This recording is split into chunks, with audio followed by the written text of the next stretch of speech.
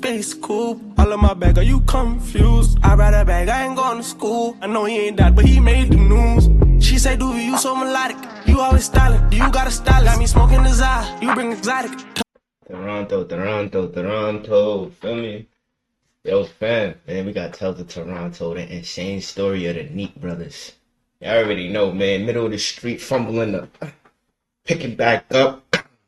Feel me? Now he on incredible shit, man, in Toronto, broad daylight, bro. Oof, I can't wait to, yo, hit the like button, subscribe, bro. Follow me on the gram, It's All the Dream TV. Put me onto some new songs, gangy. Like, go, bro. Vancouver police are investigating an alleged kidnapping, putting out surveillance video of the victim that they want you to see. Officers say they're looking for Abdul Qadir Handoli. They found a deceased male whose identity has now been confirmed as Farah Persay Handuli.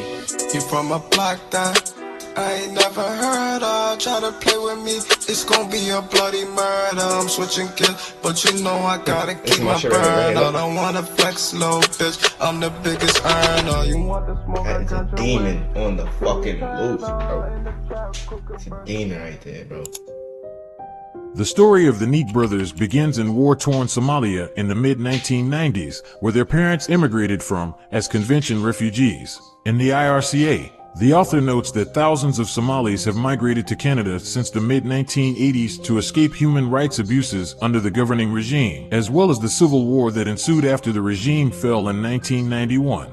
With their home country in turmoil, the parents of the Neat brothers arrived to Toronto for a fresh start, but sadly, their troubles were just beginning. Say at 11:50 this morning, a dark SUV pulled up to this TCH complex at Shoreham Court. Two males allegedly got out of the vehicle, ran up to a wooden fence, and fired between 4 and 6 shots into a backyard where Kahim and his friends were standing. Investigators say a man was waiting at a bus stop on Jane Street near Driftwood Avenue just after 3 this afternoon when he was approached by the suspect and shot 3 times. This double homicide happened about an hour after 2 other shootings just around the corner. Police say 2 men fired a number of shots at a teenage boy just south of the Jane Finch Mall at Driftwood Court and Venetian Crescent. After escaping war-torn Somalia, the Neat family landed in Driftwood Court, a tough racialized community located in the north side of Jane and Finch, otherwise known as Up Top. The block became notorious for its predominance of drug use, criminal activity, and more recently, gang violence. From the Young Buck Killers to the G-Siders and the most notorious crew of them all, the Driftwood Crips, Up Top became infested with gangs donning the blue flag, many of which can be dated as early as the 90s. Factors such as lack of social services, recreational facilities, and overcrowded schools are a few of the reasons for the increased crime in the community. Growing up in Driftwood raised unique challenges for the Neat brothers and their 6 siblings. From a young age, 21 Neat reported several shootings in the vicinity of his home, the first one occurring when he was just 11 years old. The violence got so bad, his family would sometimes travel to the United States to stay with cousins in order to have a break from the violence in Toronto. Things didn't get any better for the Neat brothers when their father would become absent from their lives once they reached their teens. With 21 Neat being the eldest, The dad got scared. Nigga was like, yo, I'm out of here, bro. These niggas keep shooting left and right. I'm scared. I'm tired of going to the U.S. I'm scared, bro. I'm out of here. Dad said, fuck that shit. Have a break from the violence in Toronto. Things didn't get any better for the Neat brothers when their father would become absent from their lives once they reached their teens. With 21 Neat being the eldest son, he took it upon himself to take care of his now single mother and his 7 siblings. After graduating from high school, he worked in construction, carpentry, and general labor as an apprentice, giving much of his salary to his mother. 21 Neat was on a steady path, but having to financially support himself and his 7 siblings became far too much for him to handle. Fortunately, by 2014, he would see a glimpse of hope when several of his friends from the Driftwood community started to gain traction in Toronto's burgeoning rap scene. From Robin Banks to Pressa to the Tall Up Twins, some have regarded Up Top as the GOAT factory due to how many talented artists were bred from the notorious block. The Neat brothers were often featured in the music videos for some of their biggest hits, but it doesn't appear either of them hopped into the studio right away, probably because they were too busy dealing with the feds. Legal trouble for the Neat brothers began with 22 Neat. On March 3, 2016, a home invasion robbery took place at a unit on 11 Shoreham Court, which housed a couple and their 2 young children. At approximately 10:30 p.m., the father was standing outside the rear door of his home, smoking a cigarette, when he was accosted by 3 men. The father testified that a gun was pointed at him by one of the men, while a second man displayed a larger gun which he held under his coat.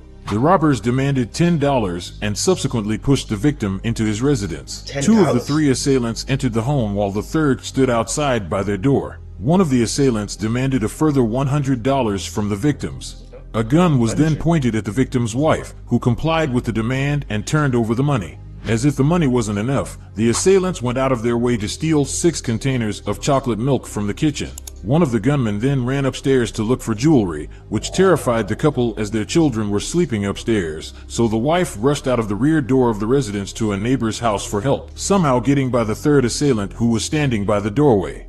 Her husband followed her, and the 3 robbers subsequently fled in the opposite direction and ran into another unit in the same townhouse complex. Unfortunately for the 3 men, the entire ordeal was caught on camera. So 6 hours... What the fuck was this right here? Like, what the fuck just happened right here? Unfortunately for the 3 men, the entire ordeal was caught on... What the fuck was this? What just happened? On camera. So 6 hours after reviewing the camera footage, Toronto police stormed the residence the suspects escaped to and detained everyone found in the unit. Out of the 11 people detained, yes, 11, officers identified who they believed were the 3 robbers. 22 Neat, Michael Mensah, and a 16-year-old boy who cannot be identified under the terms of the Youth Criminal Justice Act were all arrested and charged with robbery with a firearm and possession of property obtained by crime. Given the surveillance footage clearly showing the 3 perpetrators entering the unit after the robbery, officers had a more than ample basis to be suspicious of 22 Neat and his 2 accomplices. However, the judge handling the case believed there was an absence of evidence regarding the ins and outs of that residence from the time of the robbery until the arrests of the suspects. With the gaps in the evidence coupled with the lack of temporal connection between the arrests and the home invasion, the judge discharged 22 Neat and his accomplices on all counts. But 22 Neat's troubles with the law weren't over just yet. Nah, these judges be corrupt, boy. There's something going on. Good evening. Residents along Caldwell Avenue took to the streets today, fed up with the extreme violence that's taking over their community. A 20-year-old man gunned down in broad daylight yesterday afternoon. He died in hospital. His killers are still on the loose. The victim is identified as Hamza Serhan. His family says this photo was taken just a few weeks ago. Hamza Serhan and his 2 siblings were born in Canada, but raised in Lebanon until 2006, when they returned to Ottawa. Hamza went to St. Patrick's High School, then transferred to Nepean High School in grade 11. At Nepean, he excelled in rugby and basketball. A former football coach who coached Serhan during their 2008 season for the South Ottawa Mustangs Football Association said, "He was a great kid with a fantastic sense of humor." Not only was Hamza gifted athletically, but also academically. He had a keen interest in science and was studying biochemistry with hopes of not only finding the cure for cancer, but becoming a surgeon. He enrolled in pre-medical courses at the University of Ottawa, but being raised in community housing, the opportunities that others had didn't come his way easily. Simply put, he struggled financially. He confided in friends that he was selling drugs to make some extra cash. Unfortunately, he became a little too successful in his drug-selling endeavors, to the point Ottawa's anti-gang police raided 2 homes, one of them belonging to his parents. At the end of the 2 raids, police seized 2 vehicles, 37.5 grams of cocaine, 6.5 grams of crack, 60 pills of a prescription painkiller, a small quantity of marijuana, and nearly $12,000 in Canadian currency and $10,000 in U.S. currency. Hamza, then 19, his 22-year-old brother Mohammed, and 3 others were all subsequently charged with possession for the purpose of trafficking and possession of the proceeds of crime. Although these charges were withdrawn by May of 2017, Hamza's goal of turning his life around would be cut short just 4 months later. On September 20th, at around 3:20 p.m., Ottawa police received multiple calls reporting shots fired at 1500 Caldwell Avenue, an Ottawa community housing property. Witnesses described the scene of the shooting as a quick altercation among a group of people that sent multiple young men fleeing and mothers running to find their nearby children. When police arrived, they found Hamza laying lifeless in front of one of the units of the housing complex. One eyewitness told the Toronto Sun, "I don't know what it was about. He wasn't doing anything, just sitting there drinking a slushie." Another eyewitness told the Sun that the gunman, a young black male, was dressed in a gray hoodie and fled north on foot.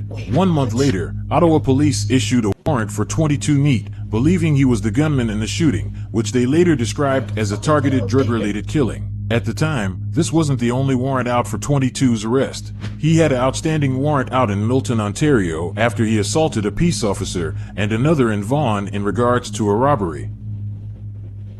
These boys are going out of town.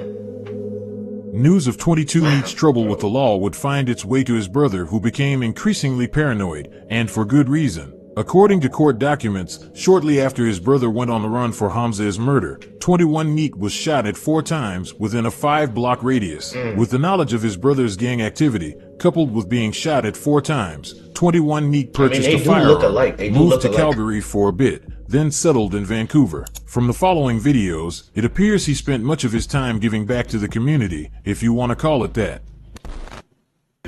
Neat gang in the bell, Dad. Neat gang, get on the. Get the trip. Shout out to the bro. What you want right now? Anything you want. Let's get in there. On the house. On the house. Shout out to the horse gang, yeah? Ramadan. We have to pay homage. What you want? What you want? Give my man whatever you want. Get your butter powder, hot dog. Get him, dog. Running lyrics. Cigarettes, what kind of smoke? Paul Mall XL. On a Paul Mall XL. Big! The neat way. Righteous, the neat way. Bang. Let me just talk. Bro, guess what he wants? Let me get some Beaumonts too, regular. His time away from Driftwood didn't last long, as he returned sometime in 2018 after his friends began to grow within Toronto's rap scene. When he returned to the city, he finally took his chances with music and released a few songs. 21 Neat's music stood out, not because of his bars or the grunginess of his music videos, but the people he featured. Appearing under the moniker 35 Neat, who is now known as YG, the rapper was arrested for attempted murder 2 months before he featured on the track, Money Music. Money music on the beat, so it's neat.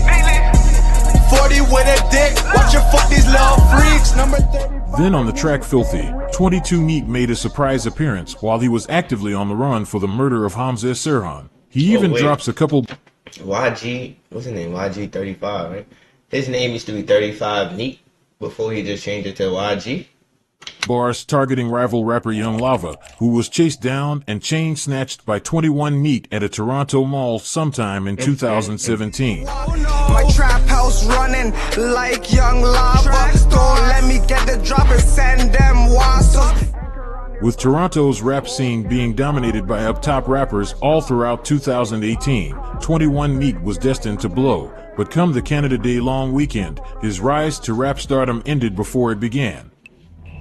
The following incident has been covered in detail in the previous video. I recommend checking it out. With that being said, I will be providing a brief summary of what happened. June 30th, 2018, Regent Park-based rapper Dawg and his friend Cobra Prime arrived at Cube nightclub to enjoy the Canada Day long weekend festivities. While there, 21 Neat showed up with 2 of his own friends, 16-year-old Keyshawn Jones, seen here in the black hoodie, and an unidentified man, seen here in the blue shirt. It is rumored days prior to the following incident, Dawg had dissed 21 Neat's close friend and fellow rapper Robin Banks, and 21 Neat wasn't happy about it. According to security working at the club, the 2 rappers engaged in a conversation which escalated to the point 21 Neat threatened to shoot Dawg, prompting club security to kick out the Driftwood rapper. From there, 21 and his 2 accomplices left in an Uber and arrived back a few hours later. This time, 21 Neat and Keyshawn Jones were armed with handguns and ready to confront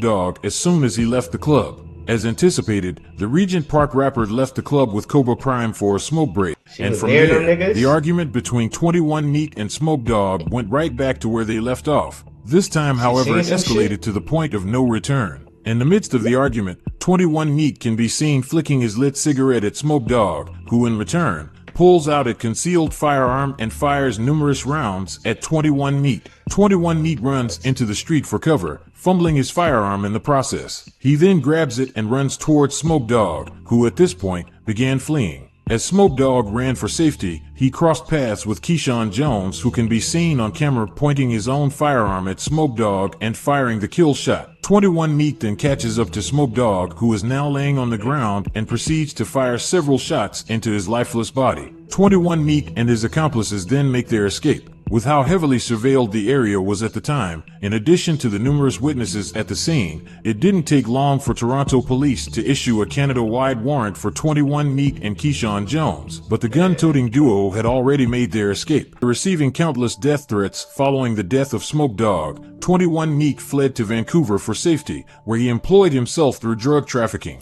It was a sustainable endeavor, to the point he was able to evade authorities for a year, but after one of his operations didn't go as planned, his run would finally come to an end. It all began on July 2nd, 2019, when a noted drug trafficker by the name of Arnold Hugh was tasked to collect and deliver $3,000. After receiving the money at a roadside from an unidentified male, Mr. Hugh drove to the Metro Town Mall and parked his vehicle in the parkade. By 7:40 p.m., a black Charger carrying Obinna Njoku, 21 Neat and Abdullah Abdullahi, pulled up and parked beside him. Njoku remained in the driver's seat, while 21 Neat and Abdullah, both armed with handguns, got out of the Charger and pulled Mr. Hugh out of his vehicle at gunpoint. They proceeded to shove him into the Charger and drive to 4960 Sanders Street, a nearby condo. Abdullah and 21 Neat escorted Mr. Hugh to Unit 1103, while Njoku left the premises. Once inside the unit, 21 Neat took Mr. Hugh's cell phone,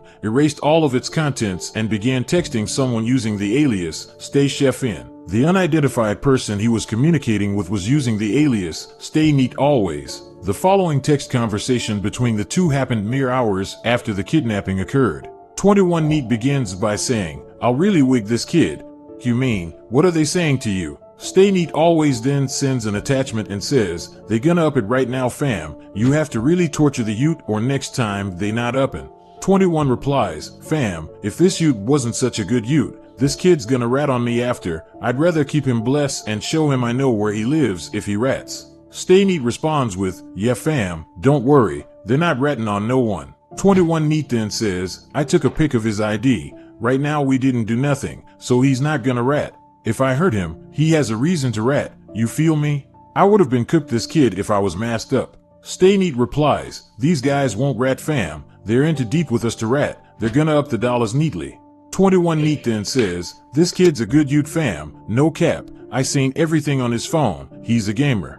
CeeLo saying he's gonna up a bird on top. So 3 birds total. Each man takes a bird to the face. 3 is neat. The conversation ends with the two discussing how much money they were to gain out of the kidnapping, which was estimated at around $150,000.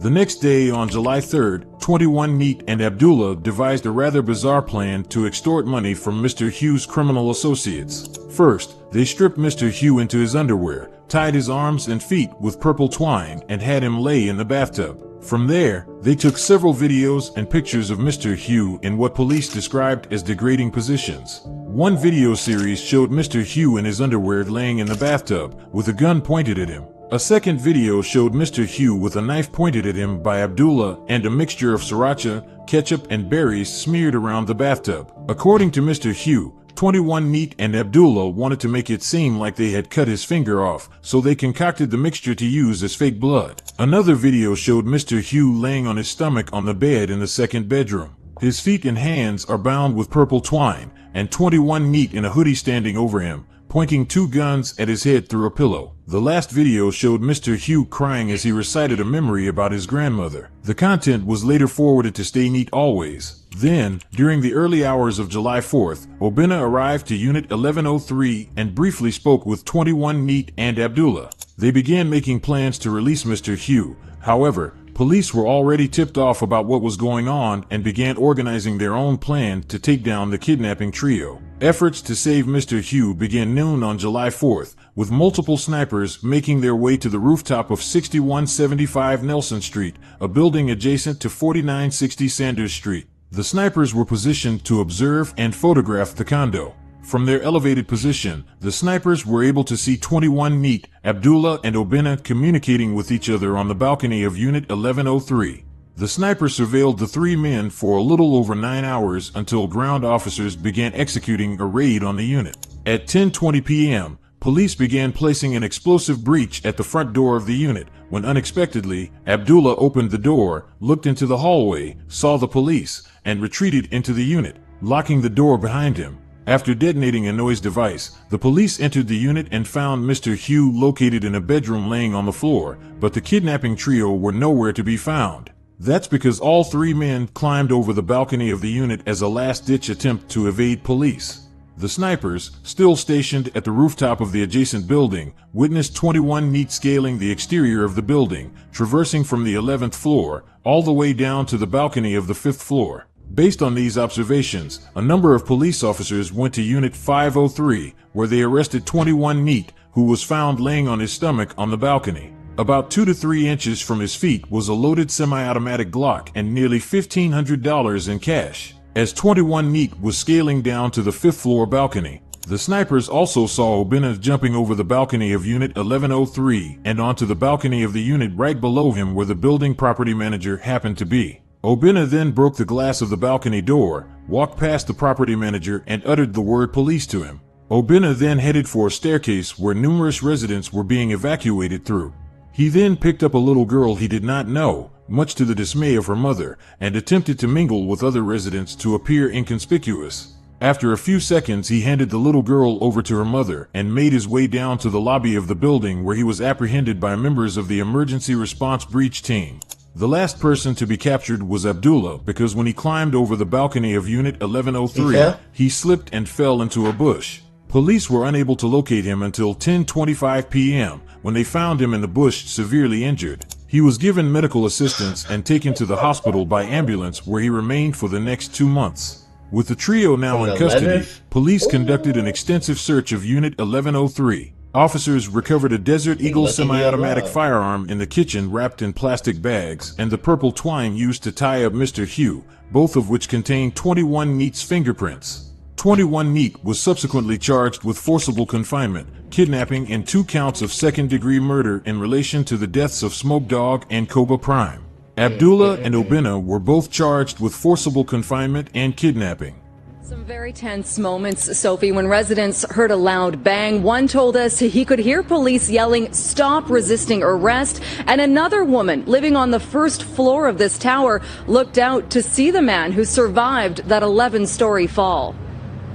Probably 10 to a dozen firefighters and paramedics working on this guy, like lying there where those leaves are strewn about. This all unfolded after RCMP descended on this Burnaby apartment high-rise, responding to a report of a kidnapping and hostage situation. Moments before, people say there were police everywhere. There was like 15 to 20 fully uniformed military, assault rifle carrying people in our garage. There was chaos going on then. And then they started to shout, "Get down on the floor, get out, or get down, get down." I just grabbed my baby and I just ran out of the house. Several residents say they heard a loud bang just before the man fell from the balcony. There's some sort of police explosion flash that they used to shock whoever was inside the unit. Members of the emergency response team then entered a suite on the 11th floor where 3 suspects were inside. It is reported that they observed 3 persons exiting the apartment by way of the balcony. 2 of those individuals were soon thereafter apprehended, but one fell to the ground and was seriously harmed. The man who fell landed in this bush and was then taken to hospital. The other 2 somehow got back inside the building. When I opened the door a few minutes after to see the safe come out, there's 4 police officers I just see her hand. kneeling on somebody. Burnaby RCMP are continuing to investigate the kidnapping. The IIO was called in to investigate if any actions by police led to the suspect's injuries. As 21 Neat was in custody, his brother 22 would still be on the run. but after 27 months, his race came to an end on Boxing Day in 2019. According to Calgary police and those who knew him, he spent much of his time on the run in Minnesota until he decided to travel to Calgary for unknown reasons on December 24, 2019. Fast forward 2 days later on December 26th, 22 Neat made his way to a pub. According to Vern McCarty, a man who was smoking a cigarette near the pub, he saw 22 Neat leave the establishment and walk by a store. As he was walking, another man exited the store and locked eyes with 22 Neat. From about 30 meters away, McCarty said he could almost feel the fear of 22 Neat, who seemed to immediately recognize the other man and the danger he posed. They looked at each other and the guy from the pub started running. He knew as soon as he saw him, he was in trouble, said McCarty. A foot chase ensued eastward across Home Road before bullets started flying. 22 Neat managed to make his way in front of a liquor store where he collapsed and died from the bullet wounds he sustained. From the public will help them catch whoever did this. About an hour ago, we learned the name of the man who was killed. He is 23-year-old Farah Handul of Ontario. Police believe that he'd only been in Calgary since December 24th. Now, it all started to happen last night around 9 o'clock. Police called out to the area of 16th Avenue and Home Road in the Northwest after witnesses reported seeing people shooting at each other. When officers arrived, they found the body of a man lying in the middle of the westbound lanes of 16th Avenue, only feet from where I'm standing right now. The man was pronounced dead at the scene. On January 6, 2020, Calgary police located a man they believed was connected to the murder of 22 Neat. 24-year-old Mohammed Hussein Ahmed was located Saturday in Ontario and was taken into custody on an impression warrant. With officers unable to find the firearm used in the killing, coupled with the lack of updates on the case, this leaves me to believe Mohammed was not convicted, but when it came to 21 Neat's murder case, it was a much different result. On July 21, 2022, an Ontario Superior Court judge sentenced 21 Neat to life in prison with no chance of parole for 20 years for the murders of Smoke Dawg and Cobra Prime. In a brief statement, 21 addressed the courtroom and apologized to the victims' families who were in attendance at his sentencing hearing. I regret their deaths, and I wish I could take them back. I feel the pain in their loved ones' voices, and I am very sorry. According to those present in court, you think he mean that shit? He was very emotional and at one point, crying. Then came the kidnapping trial. The victim, Arnold Hugh, provided very questionable testimonies throughout the trial. He refused to provide the names of his criminal associates and vaguely remembered the details of his kidnapping ordeal. Inevitably, this changed the outcome of the case. Originally charged with kidnapping and forcible confinement, Obinna Njoku was acquitted of all charges despite transporting the victim to the condo where he was held captive for 3 days. Even the fact that he had picked up a little girl in an attempt to evade police did not tip the scales against him. Apparently, the Superior Court Justice accepted his explanation that he had picked her up in an attempt to help her down the stairs. Njoku's conduct with respect to the little girl was shocking, the Superior Court Justice said. Based on my observations of Njoku on the video in the lobby and the testimony of the building manager as well as the little girl's parents, I have no difficulty finding that Njoku frightened her parents. It was not an act of altruism but was a bold effort by Njoku to escape detection. That said, I am not satisfied that the evidence of his attempt to evade police tips the balance to found proof beyond a reasonable doubt. The Superior Court Justice then concluded his involvement had been limited and, at some point, 21 Neat and Abdullah had even turned on him. And so, Obinna Njoku was acquitted of all charges. Next up was Abdullah. The 32-year-old sustained life-altering injuries after falling from the 11th floor balcony. Because of a spinal cord injury, he now needs a cane, has to wake up every 2 hours due to his inability to control his bowel and bladder, and needs his spouse's help to shave, shower, and dress. He also suffers from post-traumatic stress disorder. There is no doubt that his injuries are debilitating and life. Nigga, that's karma, boy. That's karma for your ass, boy. That's karma. Lifelong, the Superior Court Justice said. With Abdullah's crippling health conditions, coupled with the victim's questionable testimonies, Abdullah was found guilty of the lesser charge, unlawful confinement. He was sentenced to 2 years and subject to house arrest for the last 12 months of his sentence. Lastly, 21 Neat was also found guilty of the lesser charge of unlawful confinement. He was sentenced to 6 years, which will run parallel with his life sentence. Yeah, never coming up. Oh man, bro. These some wild boys, feel me? These some fucking wild boys. They ain't had to live like this, man. They ain't had to live their life like this, man. This shit was crazy, bro. But I be learning a lot from child support, man. This is another good Dawg, Dawg, man. But hit the like button, hit the subscribe button, put me on to some new songs. I'm out of here, gangy. Give life a new meaning when you dreaming. It's your boy dreaming.